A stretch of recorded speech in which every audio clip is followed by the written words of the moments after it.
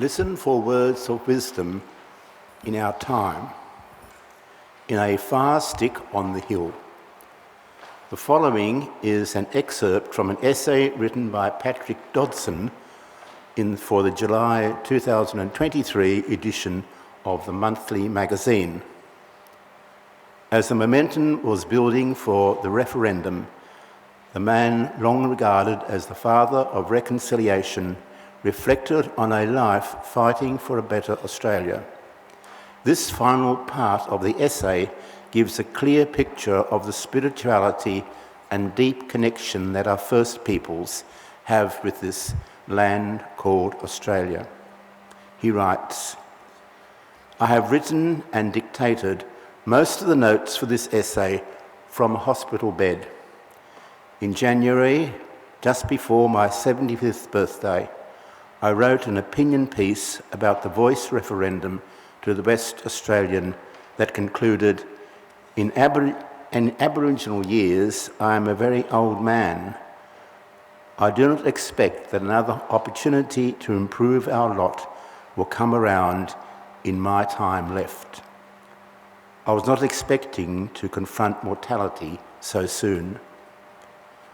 My confinement drew me to deal with the essence of who I am.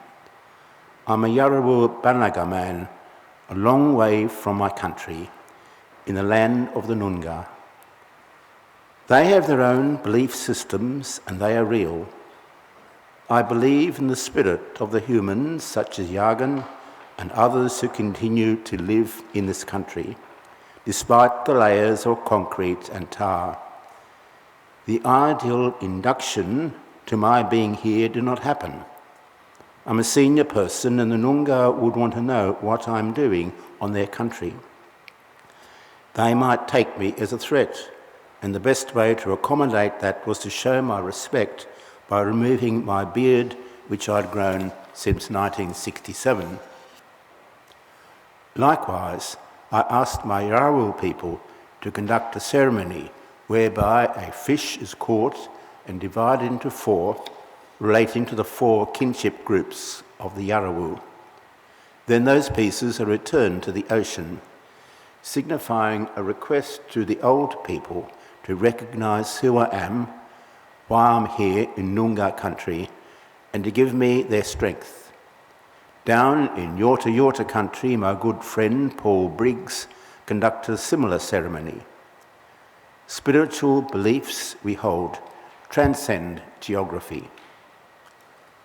Non-Indigenous Australians are slowly starting to realise some spiritual connection to this land.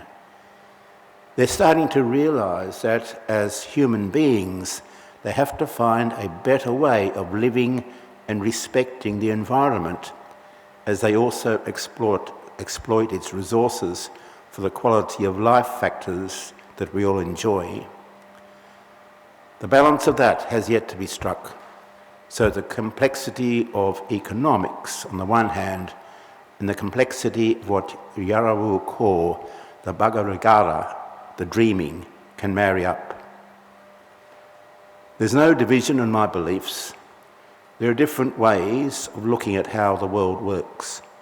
But what should motivate and drive people's beliefs and values are matters of honour, integrity, and respect for other people's traditions, rights, and interests.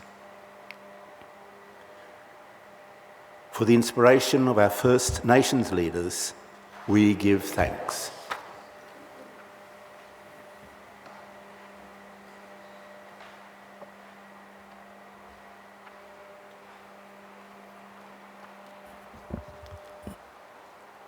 A reading from the Hebrew Scriptures, from Isaiah.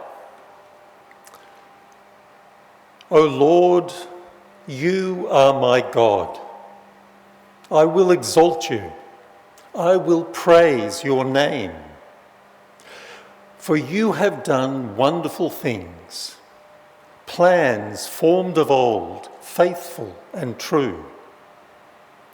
For you have made the city a heap, the fortified city a ruin, the palace of aliens is a city no more. It will never be rebuilt. Therefore, strong peoples will glorify you. Cities of ruthless nations will fear you. For you have been a refuge to the poor, a refuge to the needy in their distress, a shelter from the rainstorm and a shade from the heat. When the blast of the ruthless was like a winter rainstorm, the noise of aliens like heat in a dry place. You subdued the heat and the shade of clouds. The song of the ruthless was stilled.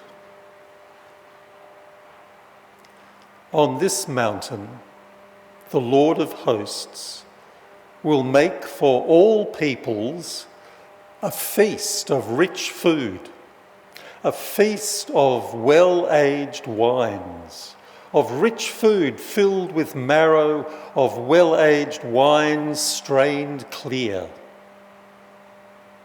And he will destroy on this mountain the shroud that is cast over all peoples, the sheet that is spread over all nations. He will swallow up death forever.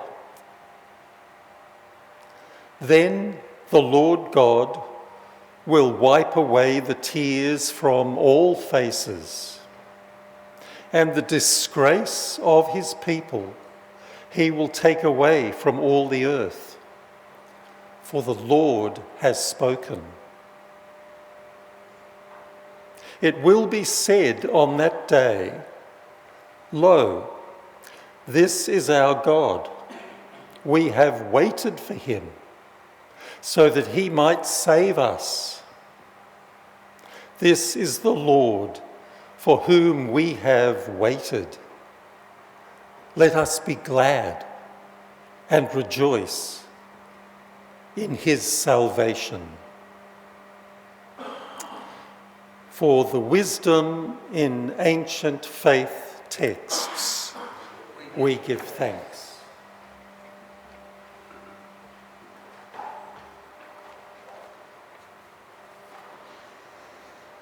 Budgery Gamarua, even though it's not a very budgery Gamarua. The prophet Isaiah speaks of the wonderful things God has done and will do, what God has done in times of conflict and oppression, and what God will do when salvation comes. In recent weeks and months, we have felt the blast of the ruthless like a winter rainstorm, and heard their noisy song like heat in a dry place. Isaiah tells us that in times of oppression, God is a refuge for the poor, the needy, and the distressed. God provides shelter from the storm, shade from the heat, and stilling for the noisy song. But on the mountain, on the day of salvation, all people will sit down to a feast.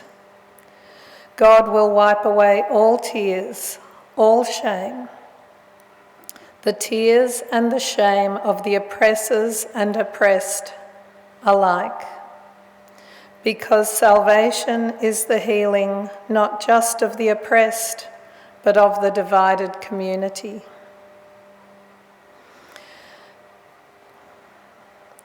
Today we sit in a painful present between a time of conflict and a time of healing that feels barely possible. After the carefully crafted process that led to the grace-filled invitation called the Uluru Statement from the Heart, to watch the campaign of lies and distortions amplified by sections of the media and social media, And to see this false reality prevail among so many voters has been heartbreaking for many Voice supporters. It's more heartbreaking the more we know of the history up to this point. Terra nullius, the first great convenient misunderstanding, the first great insult. To First Nations people, it was the first denial of their existence. The historian Henry Reynolds said it was more that the first Europeans here didn't recognise the First Nations people's use of the land as reflecting ownership. First Nations people weren't planting crops or raising herds, therefore they were nomads, and it didn't look like ownership to them. So they said it was terra nullius, not meaning uninhabited land, but land belonging to no one, and so the brutal dispossession began. The relationship between First Nations people and the land was too sophisticated for the Europeans to understand. With their belonging to the land, with their sustainable resource management, and sovereignty as a spiritual notion, never ceded or extinguished, as noted in the Uluru Statement from the Heart.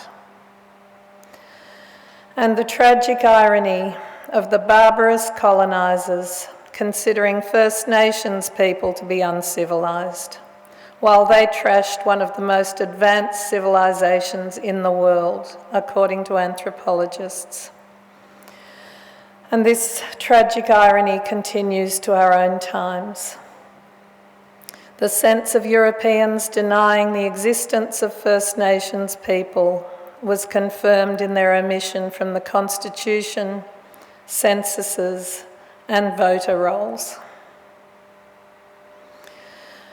When First Nations people survived, in spite of massacres, introduced diseases, and miserable living conditions on missions, the colonisers developed protectionist, assimilationist, and integration policies involving coercive bureaucratic control.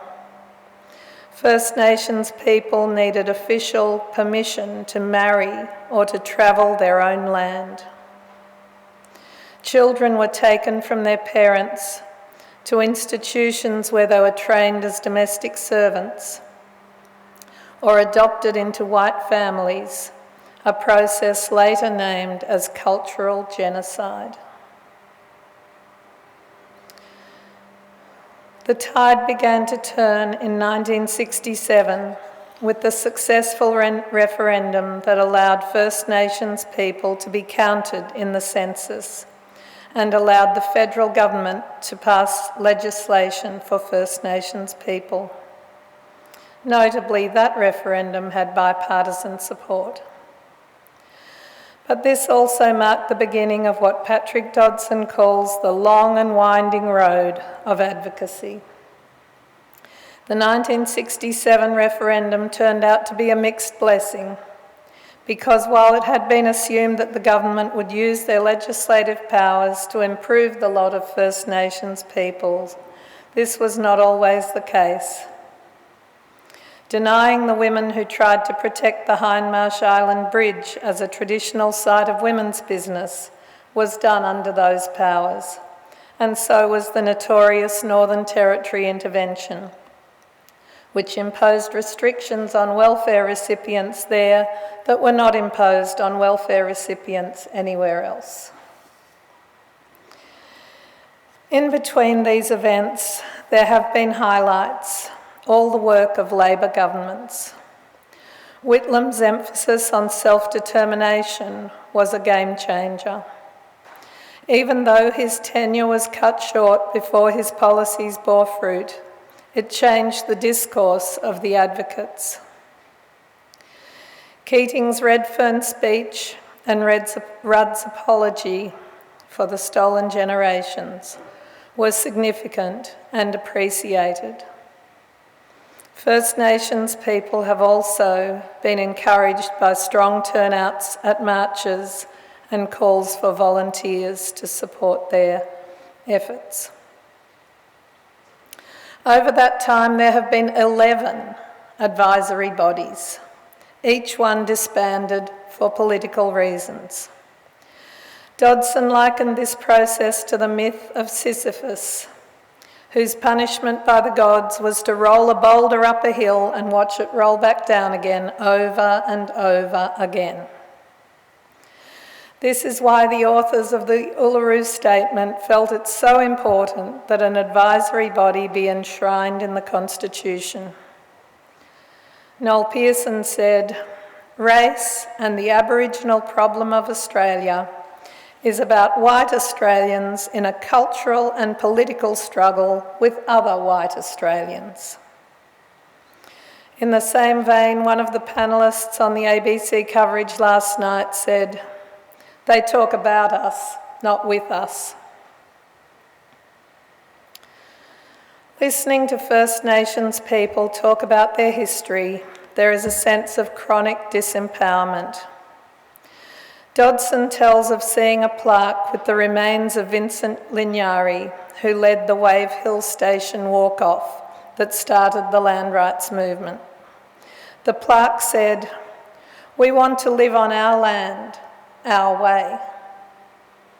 This spoke to Dodson of the persistent differences and misunderstanding and the importance of country.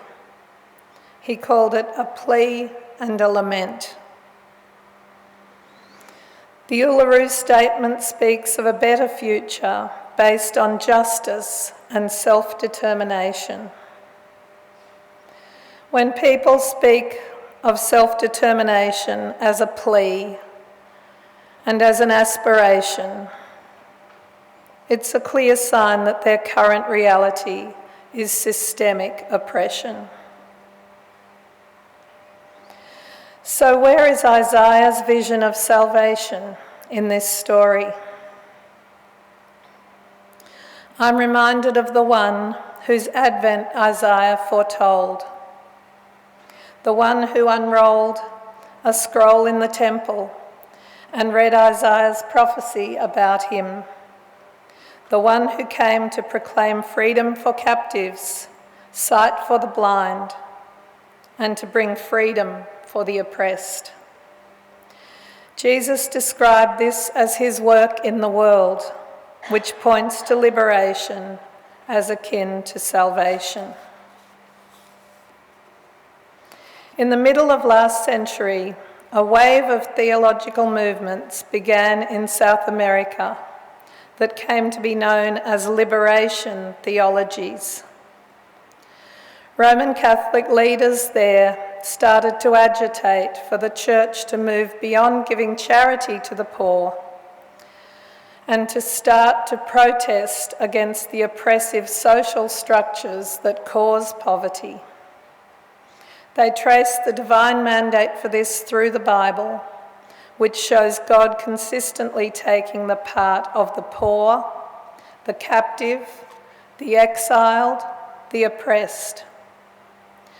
These principles have since been taken up by Christian leaders of many denominations, supporting many oppressed groups, including Black Americans, minorities in India, women, and LGBTIQA+ people.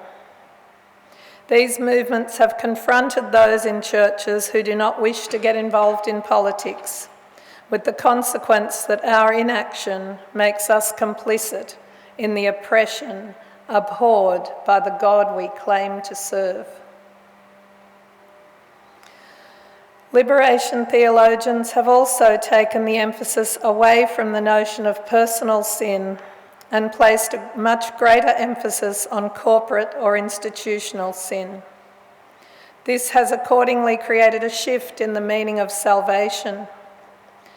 It's less about the individual being forgiven for falling short and reconciled to God, and more about God's desire to end oppression and reconcile the whole world to God's self.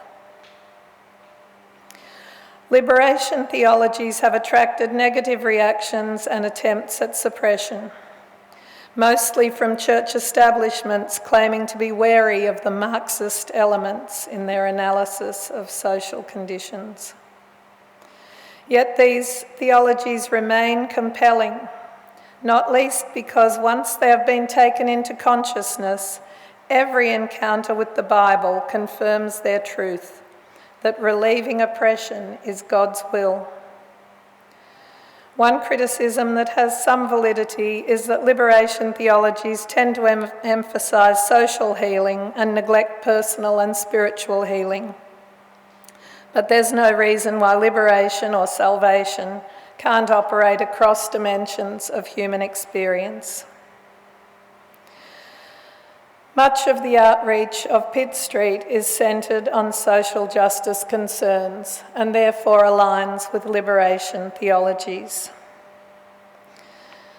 We have many members who work for ecological justice, justice for refugees, justice for LGBTIQA people, and advocacy for the voice.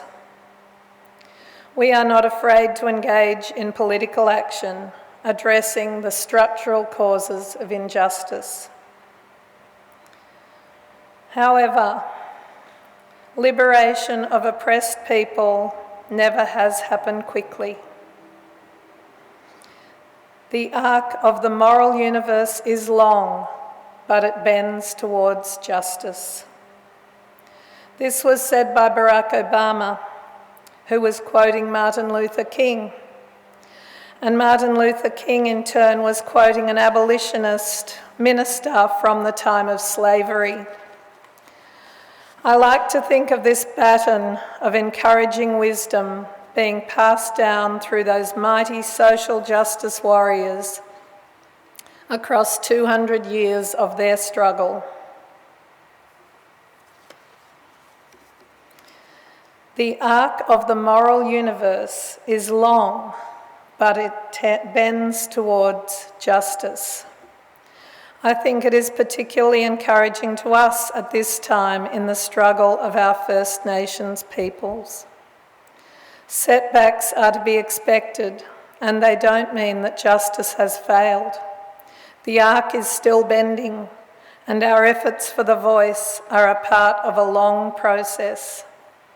Dodson's long and winding road that we might have hoped was nearing an end, but we can see now still has some way to go.